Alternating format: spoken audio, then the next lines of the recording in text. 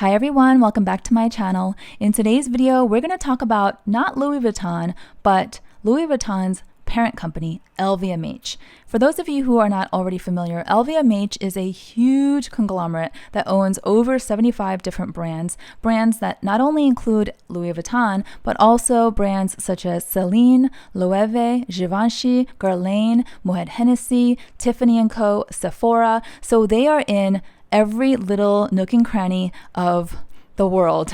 They're in fashion and luxury, jewelry and watches, wines and spirits, and beauty, and probably more that I can't even think of right now. So LVMH is run by a man named Bernard Arnault.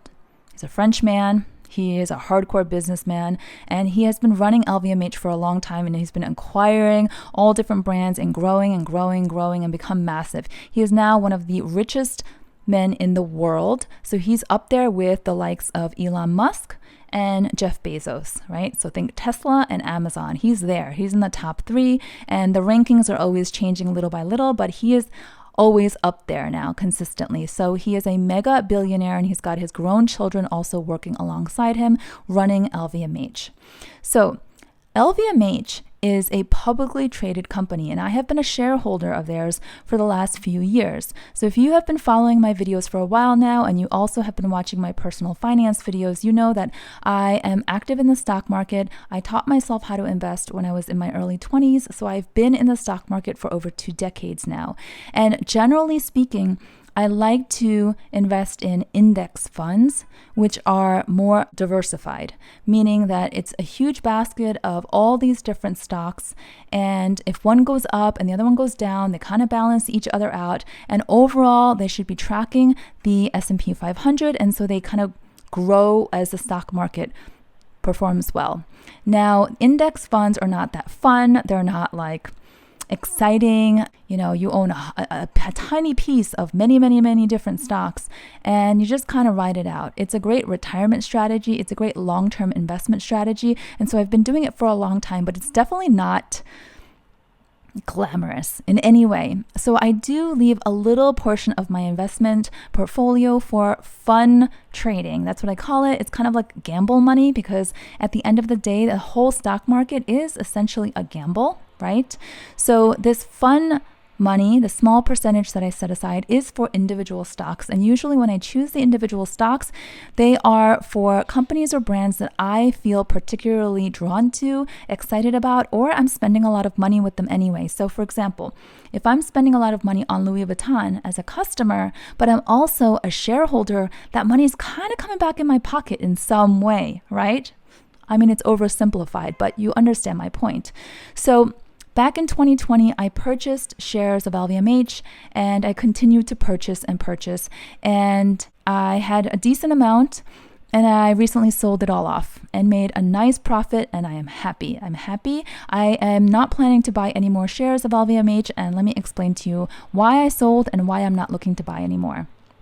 So for starters, I have kind of moved away from the brand of Louis Vuitton. I'm not going to say I moved away from every brand under the LVMH umbrella, but I'm not really shopping Louis Vuitton. And there are plenty other fashion brands under their umbrella that I never have shopped with, like Loewe or Fendi. I bought one thing and then I returned it because I didn't like it. So, you know, I'm just not being drawn to the brands that they own right now. I haven't shopped at Tiffany & Co. in a really long time. So as a customer, it's not as exciting for me to be a shareholder. Does that make sense? To me, that's kind of connected. I know that it's about business and profits, but with my fun trading, it needs to feel kind of fun. So it stopped being fun a little while ago. And then also there's been so much talk about quality issues, and I've even talked about them in previous videos. And so I've grown to become a little bit jaded, a little bit disappointed with lack of quality and service overall. And this is not just Louis Vuitton, but since we're talking about them. So again, that makes me less excited, less inclined to want to invest more unless they start making improvements. And so the consumer piece and the investor piece for me is linked. And maybe some people are able to compartmentalize, but for me, it's really hard for me to continue to invest my money in a company that I'm just not vibing with. And you can tell that I haven't bought anything in a while from Louis Vuitton specifically. The last thing that I bought was my Speedy B25 when I was in London, and that was because it was such a good price given the conversion rate was very much in my favor and I saved a lot of money. But that's also, that it's an old classic canvas piece. I'm not really excited about the newer things. They tend to be moving away from the canvas. I did a video recently talking about how the Neverfull totes, which I don't own and I'm not interested in, but I did talk about how the rumors are swirling that Louis Vuitton is going to now have Neverfulls be on a wait list system, so you can't walk into the boutique and just buy one. So that too, if that's true, it's like, if they're going to make it harder for people to get the items that they actually want, and then they're going to push the newer seasonal items that are not what people want, that's also not really getting me excited. I have not seen anything in a while that I've been attracted to, whether it be canvas, seasonal, or leather. They're really pushing leather. I have this one leather bag from them. It's in lambskin. This is the Speedy BB. It was seasonal, no longer being made, and I'm really happy with it, but that doesn't mean that now I'm going to go crazy and buy all leather bags from Louis Vuitton. For me, call me old school, I still very much associate Louis Vuitton with canvas, like lightweight, almost indestructible, travel worthy canvas pieces that are just very low maintenance. I don't think of leather. And the leather bags that they're pushing, like the Capucines, they're just not my cup of tea personally. So there's nothing calling me. So that's another reason. And I do feel like, and you probably have noticed, I've really found a lot of joy in experimenting and exploring other brands, more affordable brands, perhaps not mainstream, not all over the place. Maybe they fly under the radar, but they offer more value. They have good quality at great prices. You guys have seen, I have featured a lot of different brands like that, and I'm continuing to be a little bit of a guinea pig and testing out different brands for you guys and showcasing them. I'm really enjoying that. Maybe it's because I already have what I want, or maybe it's because I'm tired of the same old, or it could be a combination of both. But in any event, this all links back to kind of why I decided, what? I made a good amount of money with my shares in LVMH, and I don't think that I can ask for more than, I doubled my money in less than 3 years. And the general rule of thumb is that if you are able to double your money in 8 years, then that's a pretty decent investment. And I more than doubled my money in less than 3 years. And all I had to do was click a button to buy it and then click a button to sell it. So simple, no time and energy wasted. So I'm very happy that I did invest at the time when I was so excited about what they were doing. And I'm also very pleased with pulling out and selling now. And now there's so many articles and sensational headlines out there talking about how LVMH stock price is tanking. Yes, and I don't know if that's an exaggeration, but it did drop noticeably. In fact, competitors in the luxury fashion landscape have also seen stock prices dropping. Hermes dropped. The Kering Group, which owns Gucci, for example, they also dropped.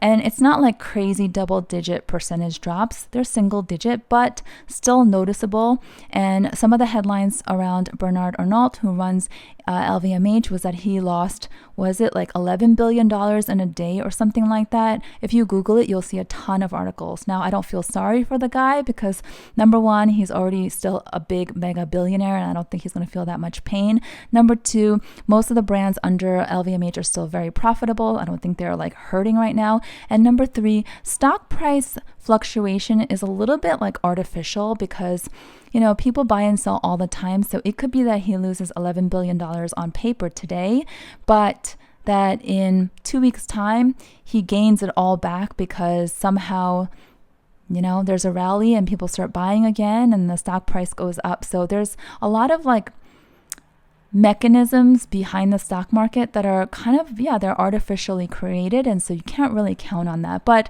yeah, it's making a lot of headlines. I saw where I was at in terms of my price in, my price out, and the profit I'd be making, so I was very happy to let everything go, and I am no longer a shareholder of LVMH. I don't think I'm gonna buy any more in the future unless I see some improvements and I also feel excited as a customer. But I'll stand by and watch. So if you are a shareholder as well, let me know how you're feeling. Are you all in for the long haul, or are you thinking to sell, maybe sell some of it? I sold 100% all at once. I'm kind of like that when I sell. When I buy bit by bit, but when I sell, I'm like, I'm done. So it's kind of just my personal approach. You don't have to copy that, of course. Everybody has their own way. So yeah, I'm happy with what I own as a consumer, and I don't plan to be buying any more from Louis Vuitton for the foreseeable future. That doesn't mean that I'm anti-Louis Vuitton, just means that I'm not getting particularly excited, so I'm stepping away, and whoever else might be getting excited or may just be entering the brand, hey, more power to you. For me, we're just not on the same wavelength, and we haven't been for a while. So I think for those of you who've been watching my videos for a while, you will not be surprised to hear this, but wanted to give you a proper update. Let me know if you have any questions or comments down below. And if you enjoyed this video in any way, please do give it a thumbs up, and I'll see you all next time.